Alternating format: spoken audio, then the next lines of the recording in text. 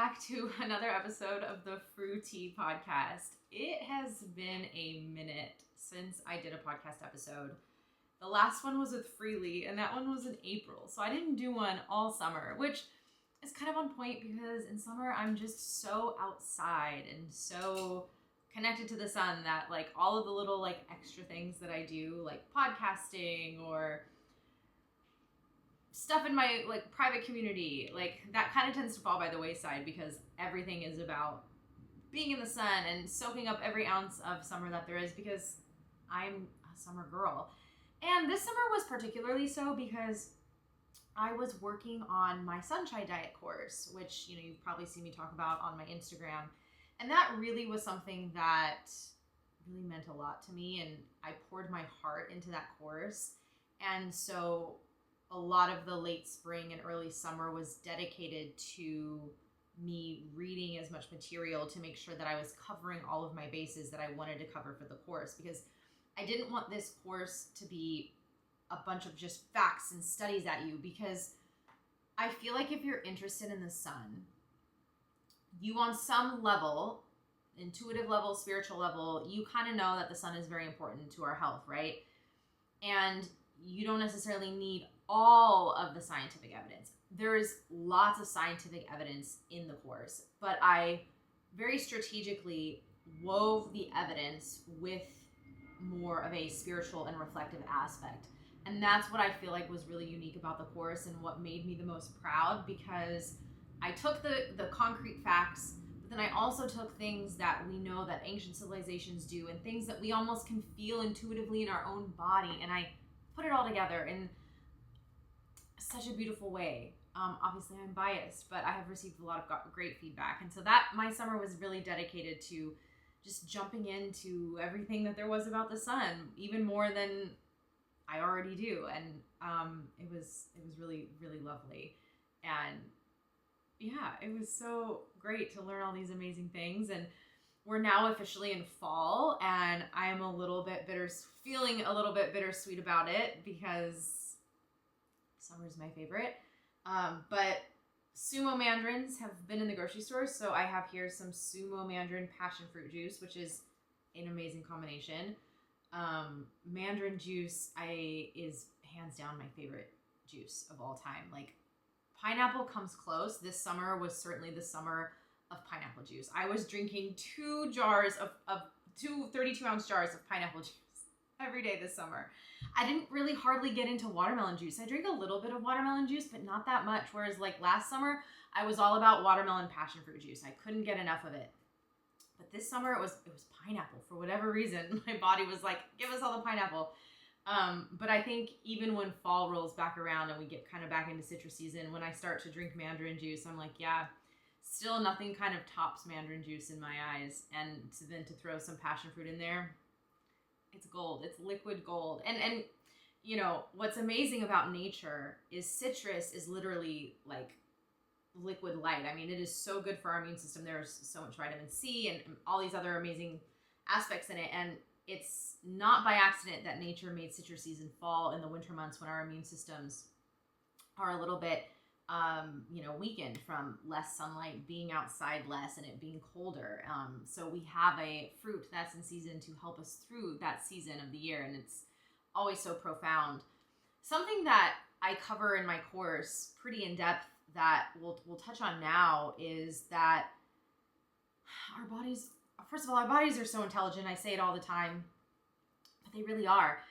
And vitamin D, which we often talk about, is like great for our immune system and whatnot. And a lot of times we supplement with vitamin D. And really, when you start to look into vitamin D, first of all, vitamin D isn't even a vitamin. It's a hormone. Our body makes vitamin D.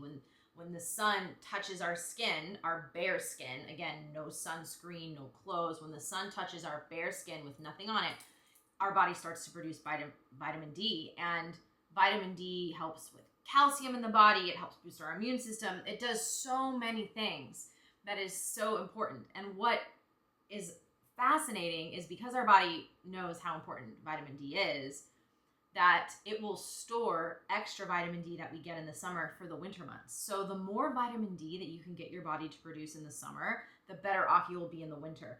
the less of a chance you'll have of developing seasonal affective disorder, which is really common, especially if you live in an area where it does get very dark and cold and snowy in the wintertime. And so the more sun exposure you can get in the summertime on your bare skin, the better, because you will fare better in the winter. So your body will have these vitamin D stores to pull from, which also help you to not get sick.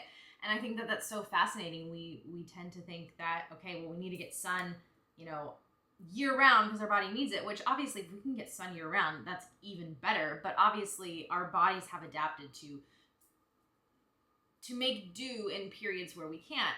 And so if you live in an area like that, keep that in mind going into next summer. And I cannot stress enough that if you're someone who is curious about building your sun tolerance and about how to expose your bare skin to the sun so that you can produce vitamin D on your own, the best way to start going about doing that is in the wintertime when the UV is not as strong, because obviously we're now facing away from the sun, or going to be. We're only in fall, we're not in winter yet. But we're going to be facing away from the sun, so the UV is very weak, so it's much harder to burn. And in fact, many physicians, when they were treating in the early 1900s, when they were treating different illnesses like tuberculosis and things with sunlight, their sunlight therapy was huge. They found that being in the sun in cold weather was specifically beneficial to these patients. So there is something to be said about being out in the sun when it's cold, because the sun is weaker and it can help build your tolerance. If you have a sun tolerance, it doesn't really matter. But if you're someone who's newer and you're wanting to be able to prepare yourself for next summer so that you don't have to rely on sunscreen and stuff as much, which you really shouldn't be relying on sunscreen because it really confuses your body. It basically is taking a natural system in our body and shutting it down, and our body gets very confused in the sun because it's not able to give us the proper cues to say, hey, we need more sun, or hey, we've had enough sun. But you really utilize the winter time to build your sun tolerance if that's something that you've really always wanted to do. And even if you feel like you're someone who can't, I promise you can. And that was the whole goal of my course. And I didn't really mean for this to turn into a whole selling point for my course, but I'm just so proud of it. And there's so many amazing things that are applicable year round, not just in the summertime. Because obviously when you think of sunshine, you do typically think of the summer, but sunshine is relevant year round. Obviously we get less of it in the winter, but that doesn't mean it's not relevant. And like in my mind, I'm like already counting down the days till winter solstice, because winter solstice is the darkest day of the year. But after that, we start to get more light, and I'm like, all right, we're already less than 2 months away from winter solstice. Not that I'm trying to like speed up the rest of the year or even speed up the rest of September or the rest of October. Like, I'm certainly not trying to do that, but I'm like, all right, we'll be able to get through this very darker period. And we haven't even changed our clocks yet, back an hour. And I mean, I don't hate that. I don't love it, but I don't hate it, because by changing our clocks forward in the spring, it gets darker even later than it naturally would, because if we stopped changing our clocks, the sun would set at the latest probably around 8 o'clock. I'm in Southern California.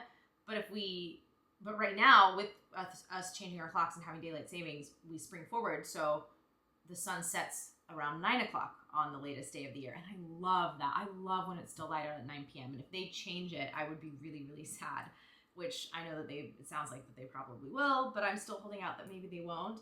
I know like Mexico got rid of theirs. And when I do go and visit, it's so sad, because I'm like, what? It's already 7:30 and it's dark? Like, no, at home it's still light out, and it's like the same time zone, part of Mexico anyways. So yeah, I hope we don't get rid of it, because I need that like late summer sun, not evenings. That's like my favorite part of summer. So this episode is about like sun exposure as a whole, and we're going to touch on a couple of different things, which we already have. One of the things that I really want to talk about is this was the first summer that I truly didn't wear sunscreen other than on my face. And I do talk about the skin on our face is much thinner than the rest of our body. You've probably heard me say this many, many times, that you do want to protect it with a hat. A hat is ideal. Sunscreen's fine. Like sometimes I'm like, I don't want to wear a hat. Like I'm going to be swimming in the water or in the ocean. Like I'm just going to put on some sunscreen, and that's totally fine. So I do that with my face and my neck, but the rest of my body, I didn't wear sunscreen on it once this whole summer. This was the first time that the entire summer I didn't wear any sunscreen. Also, last winter, was the very first winter that I made it a priority to go out in the sun for 30 minutes to an hour on every day that I could. The only time I wouldn't is if it was overcast or if it was raining. And I think that 100% solidified my sun tolerance. I've already had pretty high sun tolerance because I eat a lot of fruit and I consume a lot of things that do protect my skin from sun damage and make me more tolerant to the sun. But continuing my sun exposure through the winter months, I really think made a huge difference this year. There was one day that I got a little bit red, but I didn't burn. I just got red, and I recognized that my skin got red, and so I removed myself from the sun for a bit, and then I went back out after my skin kind of calmed down, and I made sure to put aloe vera and stuff on. And that's another key thing that we don't talk about enough is your after sun care is way more important than the sunscreen that you're putting on your skin. Take care of your skin after it's been in the sun. Moisturize, use things like aloe vera. So get into the sun in the wintertime when you can. Expose most of your skin if you can. This was the summer that I truly embraced totally naked sunbathing. And people hear that and they probably think oh my gosh, that's so sexual or whatever you think of it when you hear it. Maybe you cringe, maybe you think, oh, that's hot. The purpose of me doing that wasn't for any hot or sexual reasons. It was quite literally for my health. In the same way that I get up in the morning and I make my juice, in the same way that I go to the gym, and the same way that I rebound or do red light therapy, I lay in the sun naked. It's just part of my health regimen, basically.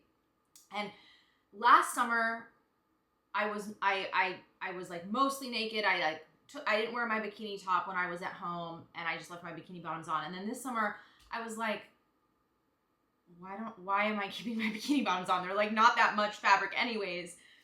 And honestly, I think that helped too. And that even really, and I mean, I started doing that last October. So it's almost been a year since I've really been sunbathing naked. And so I started at the end of summer, which again, UV rays are weaker, so I was getting my body used to doing that so that when we did reach summertime with a much stronger UV index, my body was fine and we were able to tolerate it. And it was last October too that I started really practicing yoni sunning, which I have posted about. Men, you can do perineum sunning.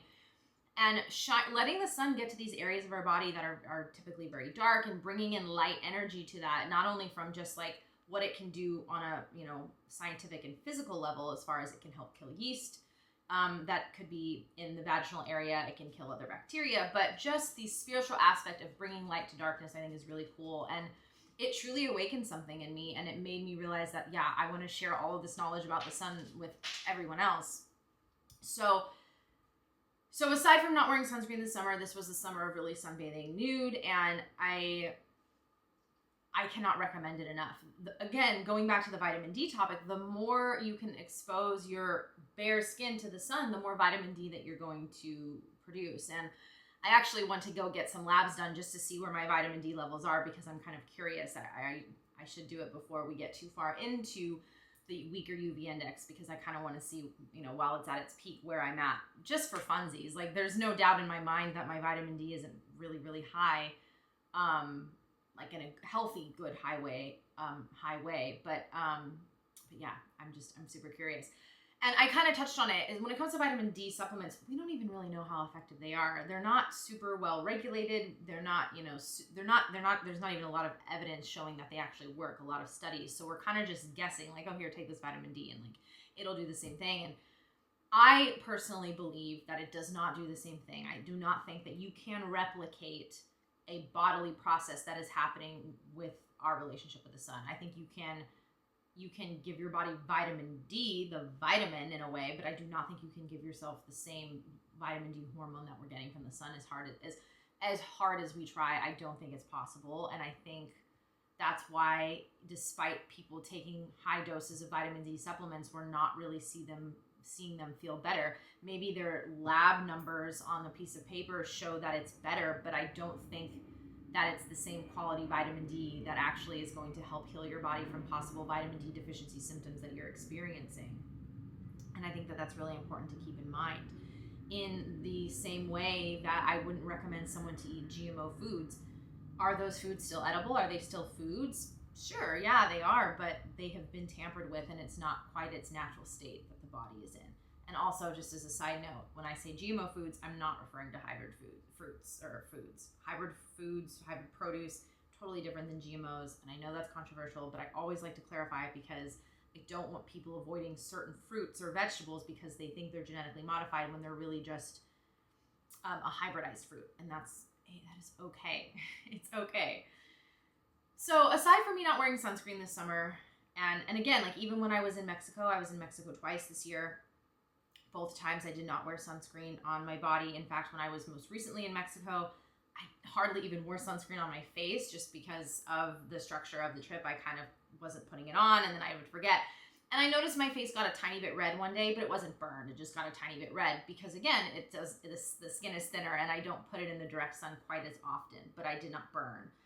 And a lot of people too have asked like, well, what about sunspots and what about sun damage? That then segues into the circadian argument, which is another thing that I really focused on this summer, which is why I also think my skin fared so well. And obviously this is much easier to do in the summer than the winter months. And I'm interested to see how I'm going to handle this for myself in the winter months, but stay tuned because I'll do a report in the spring on this. But I became a stickler about artificial light in my house.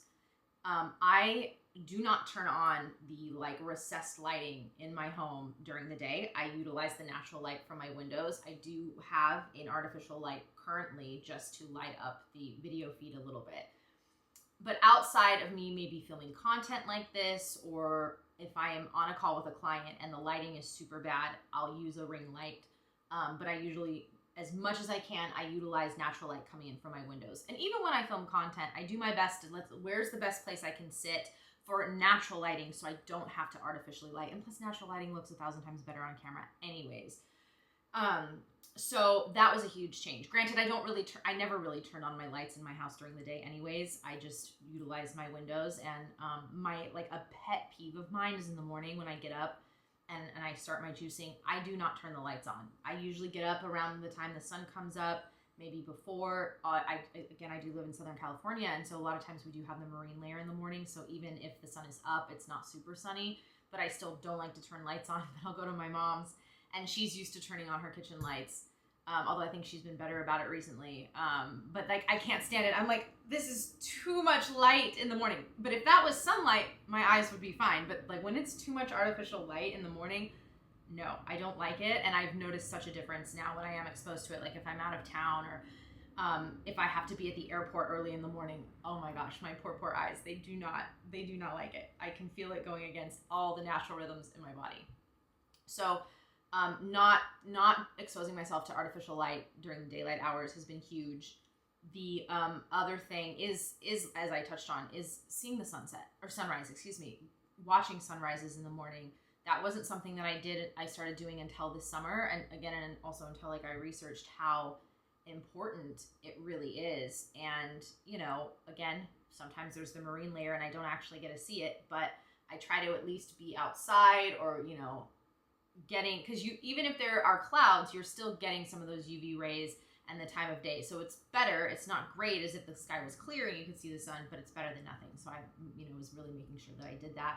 I was not letting myself be exposed to artificial light. And then once the sun would go down in the evening, I would avoid, like the plague, turning on any lights. And it was really weird at first. It was super, super weird. As I mentioned in a social media post from last week, I have switched a lot of bulbs in my home to these full spectrum flicker-free bulbs from the Healthy Home Shop, and I love them. They also make recessed lighting bulbs, and I have swapped some of my recessed lighting, not all of it, but I did my kitchen and my bedroom and the living room. I felt those are really important, especially when we do change our clocks and it gets dark earlier. Those are going to be lights that I'll need to turn on a little bit more because it's going to get dark so early. I'm going to need some type of light.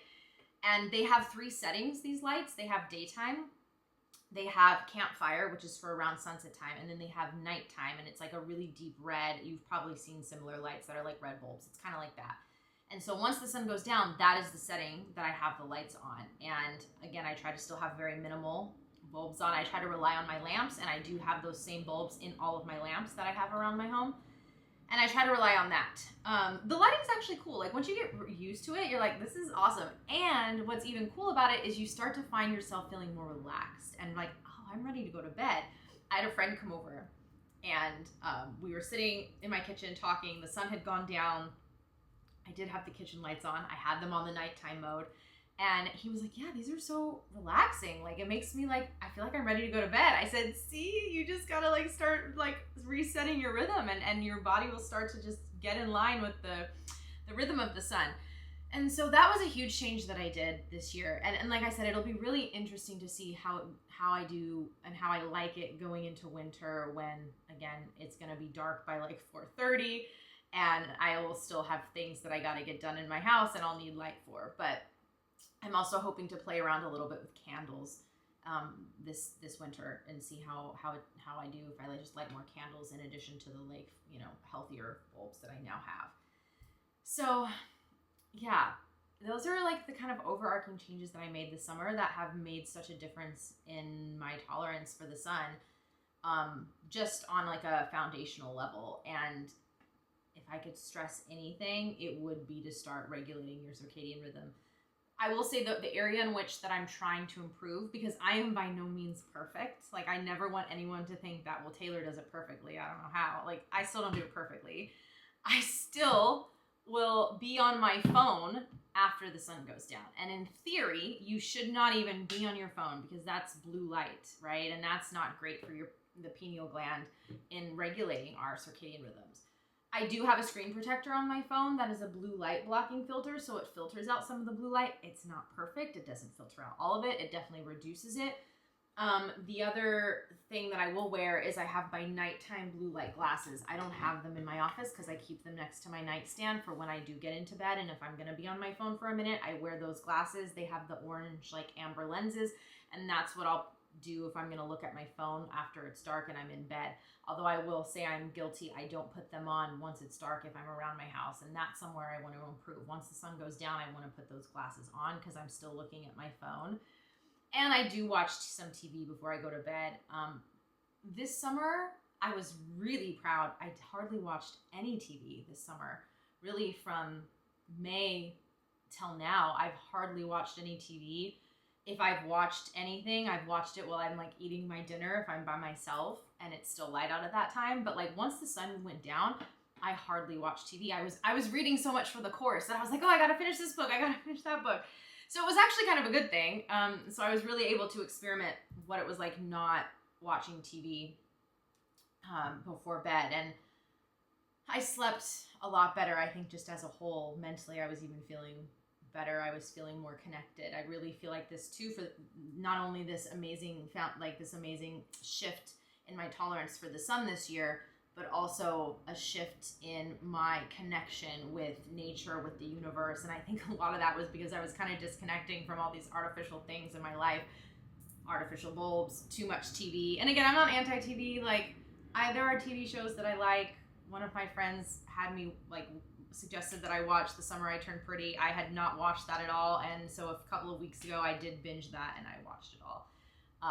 And this might be controversial, but I was like Team Jeremy the entire time, and like it's over and I still was like Team Jeremy to the end almost until they introduced Benito. Then I was like, oh, I'm Team Benito. But I was like, I don't know.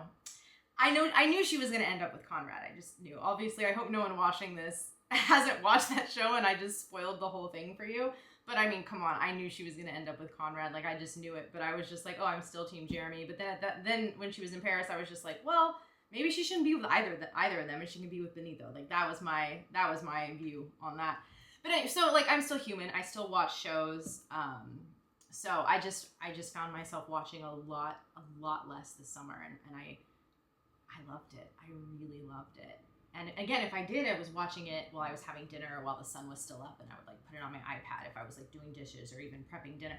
But once it was dark, I wasn't watching anything, which will be harder in the winter. Also, the winter, it's colder, right? Like you're not out doing summer evening activities, and so you're at home, you're on the couch. Like, especially for me, like at Christmas time, my Christmas tree's up, which I have no idea how I'm gonna deal with that because that's LED bulbs, and I'm like already thinking, I'm already thinking ahead, like, what am I gonna do?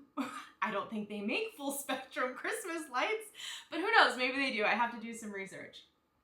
So I say all of this to say, though, that like I have made so many changes and I've been very proactive about making my body and my rhythms in tune, in sync with the sun to build my tolerance. But again, I still feel like I have work to do. And health, whether it's nutritional health or lifestyle health, there's no finish line. You're constantly improving, you're constantly learning new things and figuring out what works best for you. Like, you're never going to be fully finished. And I kind of find that to be the beauty of health, because it is a constant evolving thing, and our bodies are constantly evolving as well. And so we kind of have to listen to them and be like, oh, okay, this is what I need more of now. Like, for whatever reason this summer, my body was like, we need more pineapple juice. Give us more pineapple juice. Like, if I was basing my typical summer juice routine off past summers, I wouldn't have given myself that much pineapple juice. But something this year was like, this is what we want. We get to have it. We're needing these nutrients. So I think that's what's beautiful about health, is it's constantly evolving. And I think that's one of the reasons why I'm so passionate about it, is because there's always something to learn. There's always something to get better at. And I can see how some people might look at that and think like, well, that's super overwhelming. Like, I don't have time for that. And that's why I try to be a voice in the health space, to at least, I can go do all the legwork and come back and say, this is what I would recommend. You should be careful with artificial light. You should, eat better so you can tolerate the sun. Obviously, you have to follow different practitioners that you like for their niche, because health is so vast. Like, I can't sit here and educate you on everything health related, even though there's so many things health related that I know that I could tell you and I could recommend, but I have to narrow it down to one thing. Otherwise, like, that would really be overwhelming. And so, even for yourself, do your best to be like, okay, I'm going to focus this winter on not exposing myself to artificial light at night as much. Or this winter, I'm going to focus on getting in the sun every day for 30 minutes to, let my bare skin be exposed. This summer, I'm going to start eating more fruit so that I have the nutrient foundation for sun tolerance. Like, pick one thing and kind of become good at that and really add that into your life in a solid way. And then you can expand on it. If you're trying to change so many things at once, that will overwhelm you and you will end up probably just failing. Like, you cannot go 0 to 100. You need to do like 1-2% changes every single day. That will set you up for success. Every client that I've ever worked with who's like, oh no, just give it to me all up front. Tell me everything I'm going to have to change. And then we'll backtrack and work on it together. And I'm like, I really am reluctant to do that, because if you try to do it at once, your body's going to kind of go into shock, so to speak, or even mentally, it will just be super mentally stressful. And if you think about, like, if you have dogs, like I have dogs, and one of the things that every vet always tells you, if you're going to switch their food, you need to do it slowly over the course of a week or two. Why do we not take that same philosophy and apply it to ourselves? Our bodies are sensitive too. If we're going to make a change, if you want to add more fruit to your diet, don't go 0 to 100 and all of a sudden cut everything out and eat all fruit all day long. You're probably not going to feel very good. Eventually you will, but you'll probably go through a very intense, like, purging period, which, what needs to happen. But why put yourself through such an intense cleansing, purging period when you can do it gently over time and it be a little more painless, So give yourself some grace and just take it one thing at a time. If you are interested in improving, your sun tolerance and getting more safe sun exposure, then pick something this winter to work on and get yourself prepared for next summer. Obviously, if you want to dive more in depth, and learn more, then check out my Sunshine Diet course. The link will be in the show notes. The link's in my bio on Instagram. Check it out. Like, it doesn't matter to me if you do or don't, but like I said, I poured so much love into it, and I really, really am so proud of it. And I wanted it to be something that was useful and beneficial, and it's something that you can refer back to always. And I'm hoping to even expand on it further and go deeper. There's so much more that I felt like I could address. But yeah, so I hope that even this summer that I was able to offer some light to you to be less afraid of the sun, to get yourself into the sun more this summer. So now you have work to do to prepare yourselves for next summer. And I can't wait to do a whole update after the winter months of how my artificial light exposure went, to report back to you guys, and even to hear how your guys' like fall and winter goes. So thanks for listening to this episode, and I will hopefully make it not so long until the next episode. It is my goal to kind of jump back into episodes and get some more cool guests on.